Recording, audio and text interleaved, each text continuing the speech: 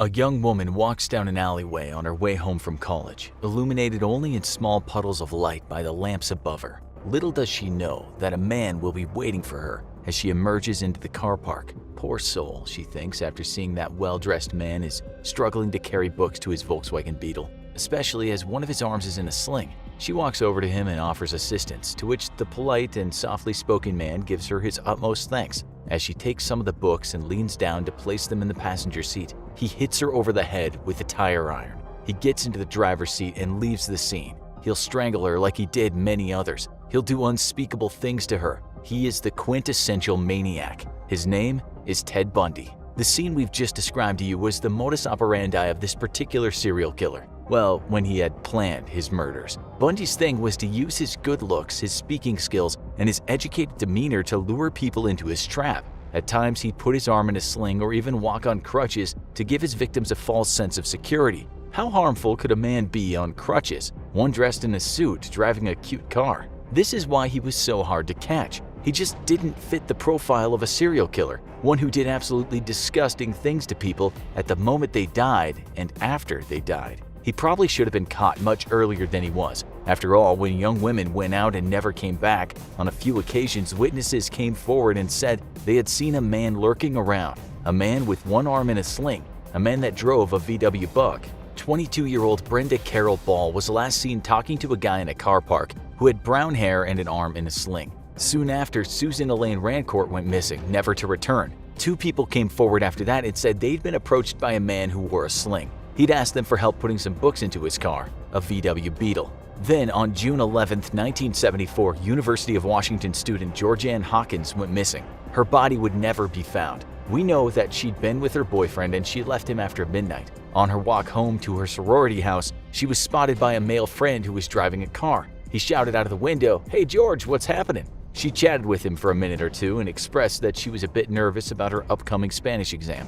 Later, witnesses told the cops that they'd seen some guy skulking around in an alleyway close to Hawkins's, a guy whose arm was in a sling. One woman said he'd asked her to help him load a briefcase into a light brown Volkswagen Beetle. Little did she know at the time how close she was to being murdered.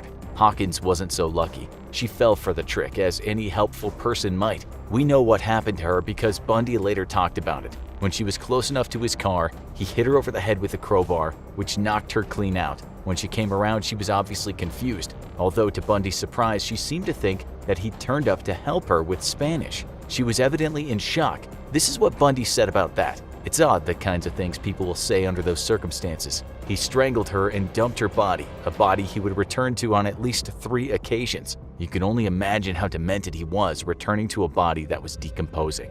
He had his reasons, but we'll get to that.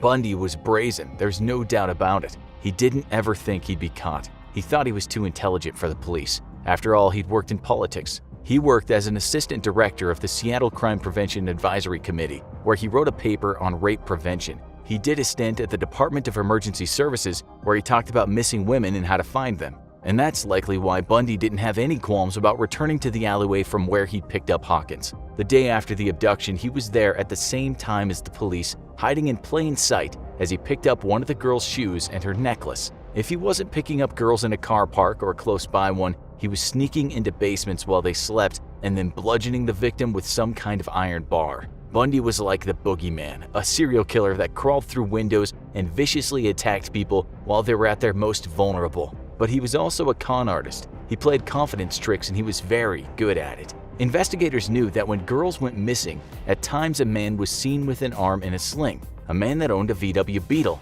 Surely Bundy was easy prey after that. How many VW Beetles were there in those areas when the abduction happened? Areas dotted around the Pacific Northwest. The reality was Bundy's reign of terror was only in the early stages. The public and police were worried, that's for sure. Young folks stopped hitching rides and many became fearful of talking to strangers or leaving their windows open at night. Those with most to fear were young white women. Bundy's victims were almost always in their late teens or early 20s. They were Caucasian, and most of them were attractive. They studied at university and were said to be intelligent and gifted students. Another thing was the fact that each girl disappeared at a college where construction work was going on. Could the disappearances be linked? Wondered investigators. They just didn't know. They had very little forensic evidence to work with, and there were no bodies. That didn't mean the cops thought the girls had just taken off someplace. Nothing about their personalities and state of mind suggested that. Only weeks after Hawkins went missing, 2 women were abducted in broad daylight at Lake Sammamish State Park, not far from the city of Seattle.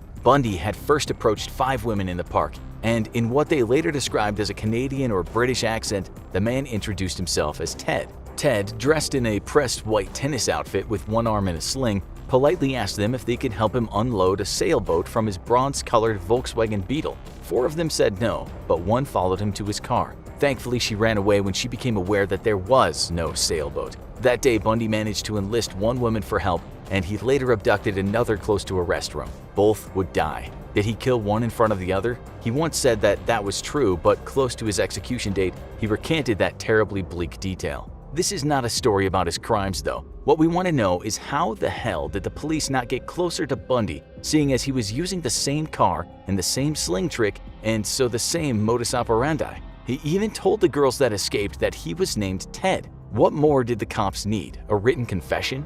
They were closer, but still a long way from getting him. They at least now had good description of this Ted guy, and it did quite look like him. In no time at all, this sketch appeared in many newspapers and was shown on TV. Remember that we said Bundy worked at the Department of Emergency Services? Well, one of his co-workers there saw the sketch and heard about the Volkswagen Beetle, and she knew she was looking at her colleague, Mr. Bundy. She made a call to the cops, as did another person that knew Ted Bundy. The cops at the time were receiving something like 200 of these calls in one day, and they quickly assumed that a clean-cut law student with no criminal record couldn't be behind the abductions. Serial killers didn't look like that, or so they thought. The heat was on though, and Bundy knew it. A couple of months after his last murder, bones were being found. Those bones were the remains of his victims, scattered in various places where the cops hadn't thought to look. It was fortunate for Bundy then that he was accepted to study at the University of Utah Law School. He packed his bags and headed south in August of '74. He was only in Utah a month when he started killing again.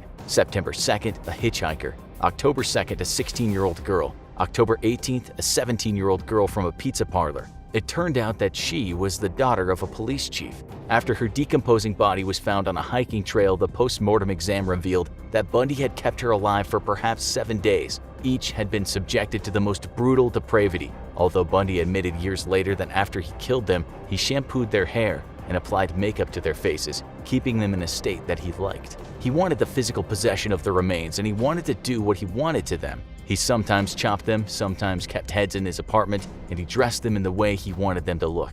And then he took a photograph. When you work hard to do something right, he once said, you don't want to forget it. More abductions happened, more murders, as well as attempted abductions. The disappearances were reported in the media, and after reading about them, a woman named Elizabeth Klepfer, who dated Bundy back when he was in Washington, put 2 and 2 together. She not only called the King County cops and told them that she thought she had been dating the killer, but she also told the Salt Lake County Sheriff's Office and said the same. She was still talking to Bundy at this point on the telephone, but she didn't say anything about her calls. For her, the sketch looked like Ted Bundy. The car was Bundy's, and so the murders following him around were just too much of a coincidence. Bundy started then killing in Colorado. Things didn't change much. Death by blunt force trauma, sometimes strangulation, bodies dumped, mutilated, sometimes wearing clothes that weren't theirs. 1975 drew to an end and there were more victims, some whose bodies have never been found. 76 turned out to be another bloody year, so how come Washington cops weren't at the very least looking at Bundy?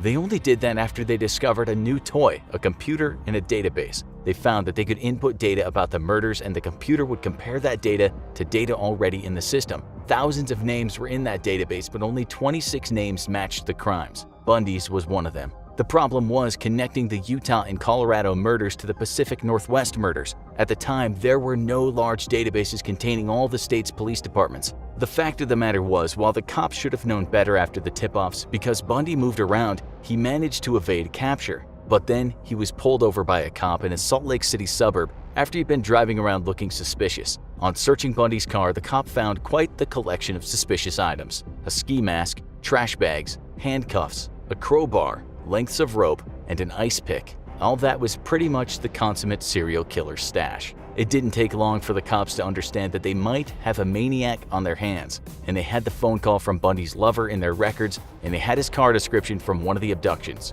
Still, after searching his house, the police didn't have enough to keep him. One thing they didn't find that day was a bunch of photographs of his dead victims. Things would have been very different had they discovered those awful snaps. Bundy was on the loose again, but he was being monitored all day long. Some of the cops flew to Seattle to speak to Bundy's lover. She told him that some things just didn't add up, such as why did he keep crutches in his house? And what about that plaster of Paris? Not to mention the surgical gloves, big knives, meat cleaver, and a bag full of women's clothes. Bundy was certainly in a fix now, but he was by no means done. He sold his beloved Beetle, but that was soon sequestered by investigators who gave the interior a good going over. What they found were strands of hair from females, and those females were very likely victims of murder. Police brought Bundy in and put him in a lineup, but they only had enough evidence to possibly put him on trial for aggravated kidnapping and attempted criminal assault. His parents paid his $15,000 bail and off he went, once again, a free man, but under heavy round-the-clock surveillance. He actually lived with his lover again while he was on bail, which should have been a very strange time for her.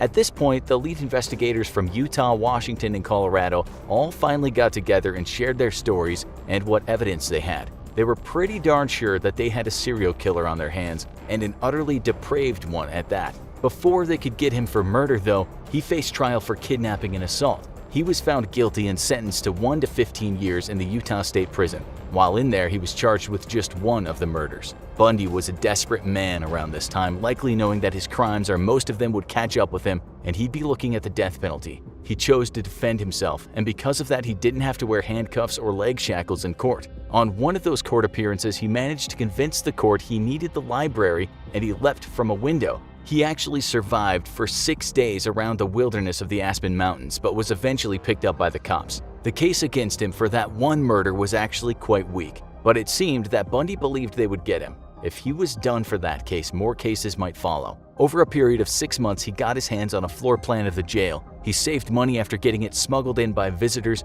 and he also got himself a hacksaw. On December 30th, 1977, Bundy filled his bed with books, so it might look like he was sleeping. He then got through the ceiling and into an apartment. There, he changed into civilian clothes and then he walked out of the jail. He went from Chicago to Atlanta to Florida in stolen cars, only stopping to steal certain items or wallets from people. On January 15, 1978, he walked around at night in Florida State University. In the early hours of the morning, he assaulted, bludgeoned, strangled, and bit 3 sleeping women in 3 different rooms, all within about 15 minutes. 2 of them survived but were very badly injured. He left the sorority house and went to an apartment building where he viciously attacked another girl, fracturing her skull and jaw. There, he left behind one of his favorite things, his pantyhose mask. Police also found sperm and hair samples. Bundy later drove to Jacksonville where he abducted and killed a 12-year-old girl. A few days later, he was stopped by a police officer. During questioning, he kicked the man's legs and ran for it. The cop fired warning shots, but Bundy kept running.